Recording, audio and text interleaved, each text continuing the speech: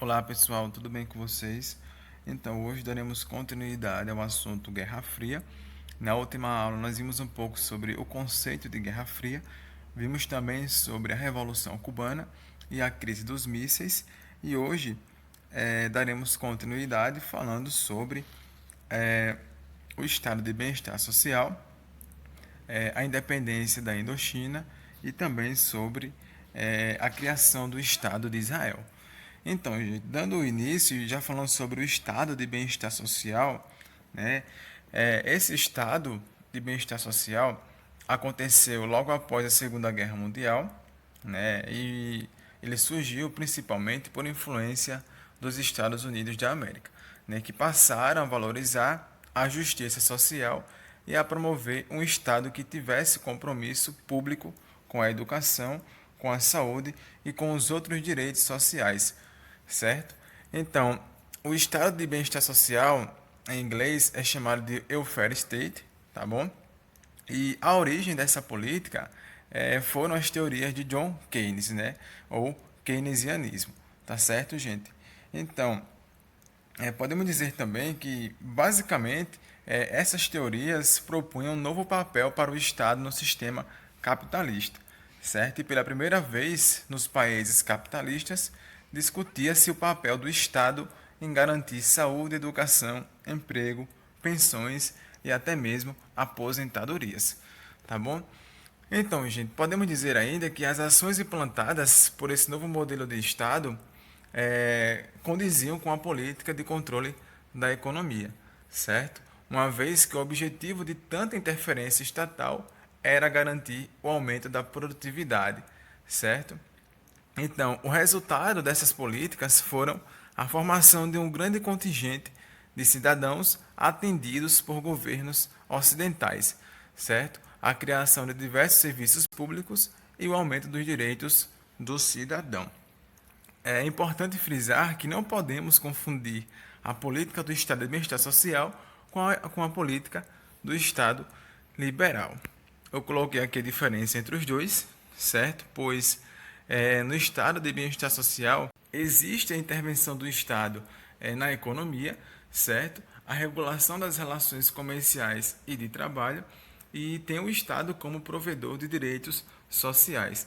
Já no Estado liberal, não há a intervenção do Estado na economia, pois o que há é a liberdade de comércio, né, a liberdade de mercado, baseado na crença da autorregulação dos ciclos econômicos ou na concorrência, certo?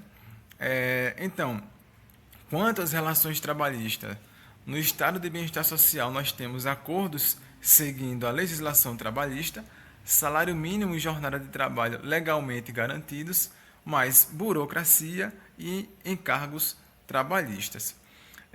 Já nas relações trabalhistas no Estado liberal, temos acordos diretos entre empregador e empregado, ou seja, praticamente a legislação trabalhista não vale para nada, certo? Há, portanto, a ausência de garantias por lei e também menos burocracia e gastos, né, por esses motivos.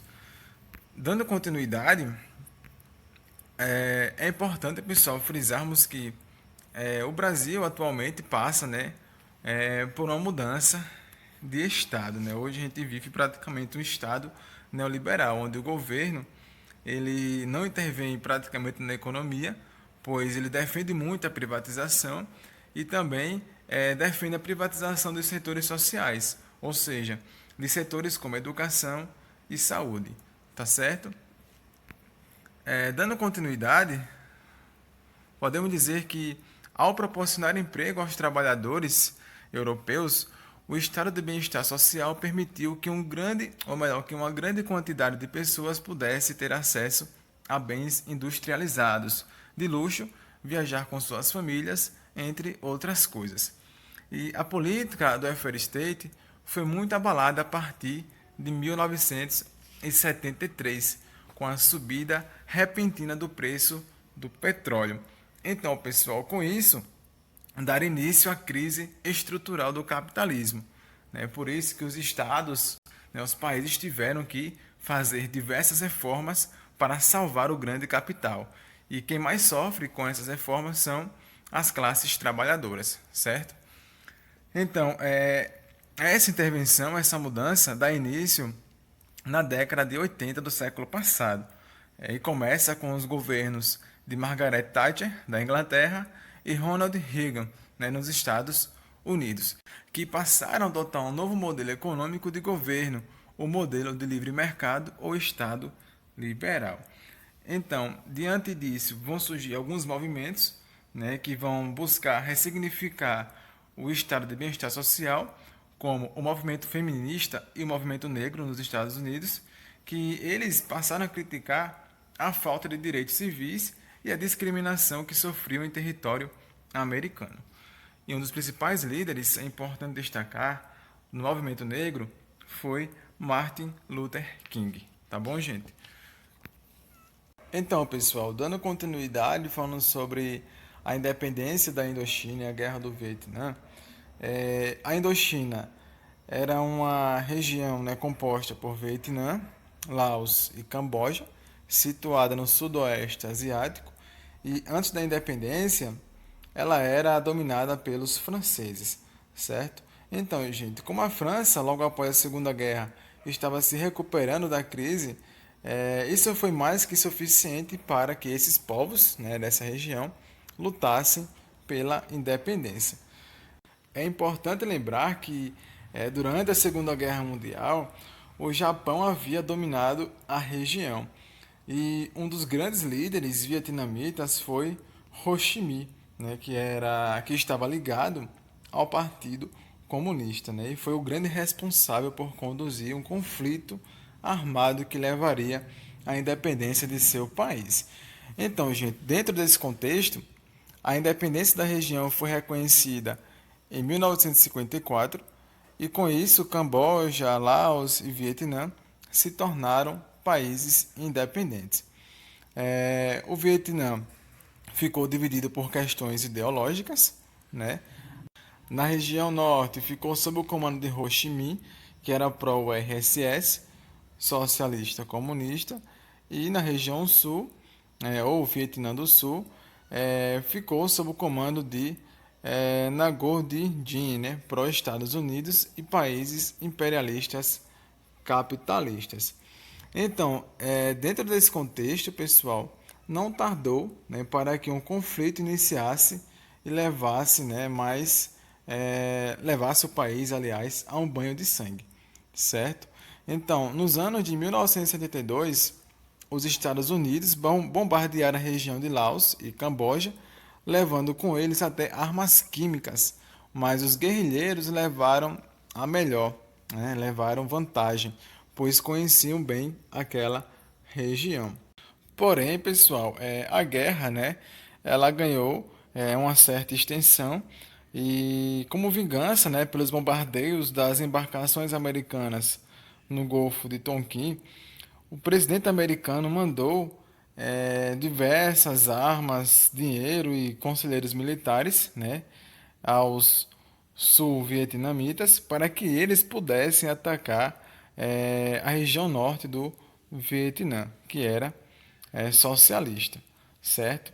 Então, esse conflito durou cerca de 10 anos, né? Porém, os americanos não aguentaram, né? Eles renunciaram ao conflito em 1973, porém, a guerra continuou entre sul-vietnamitas e norte-vietnamitas, certo, gente?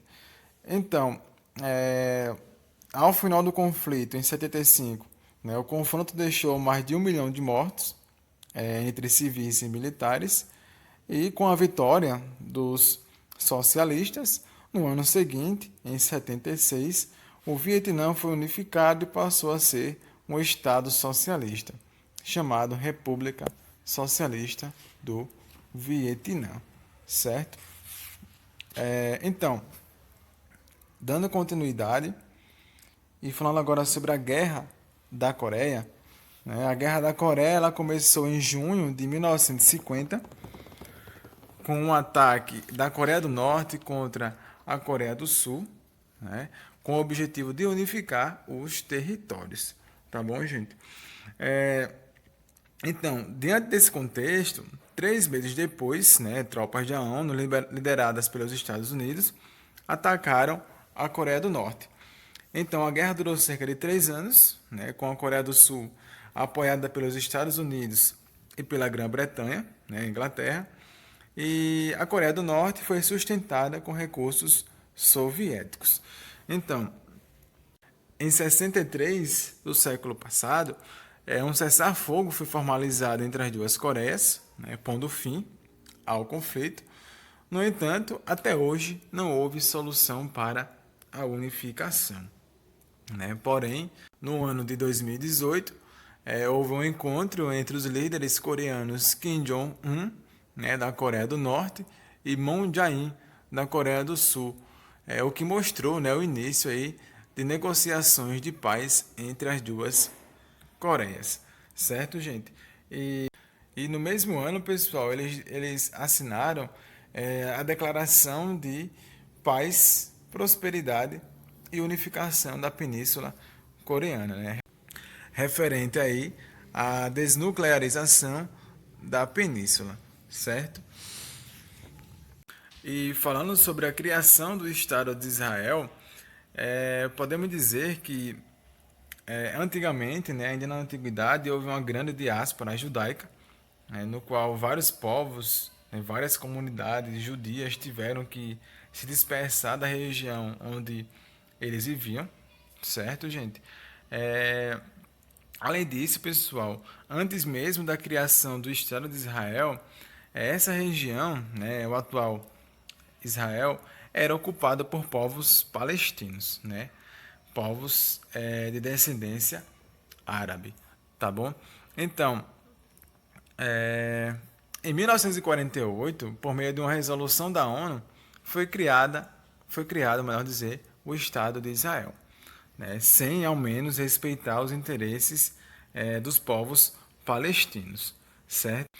Então, os povos palestinos não aceitaram esse plano, certo? Isso porque apenas o Estado de Israel foi oficializado e, mesmo assim, sem o reconhecimento dos países islâmicos vizinhos, né, que formavam a Liga Árabe.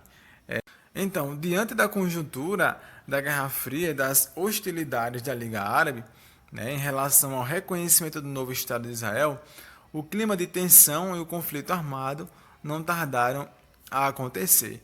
E acontece até os dias atuais, né, esses conflitos aí envolvendo palestinos e israelitas, certo? Então, a pressão americana para se criar o Estado de Israel respondeu aos interesses das maiores fortunas de seu país, né, que vinha de banqueiros e industriais judeus que viam nesse ato uma forma de amenizar o sofrimento dos judeus no decorrer de sua história, vítimas da crueldade da Alemanha nazista. Entretanto, pessoal, podemos dizer que, ao contrário do que se pensa, a unificação desses povos, né, acarretou mais prejuízos do que ganho, devido, né, ao apoio militar e financeiro dado ao novo país. É interessante salientar que a determinação das Nações Unidas em relação à criação do Estado de Israel também citava a criação de um Estado palestino. Porém, isso nunca aconteceu, né? E como já era de se esperar, com orgulho ferido em sua soberania e seu território, a partilha da região através da resolução da ONU foi veementemente rejeitada pelos estados árabes.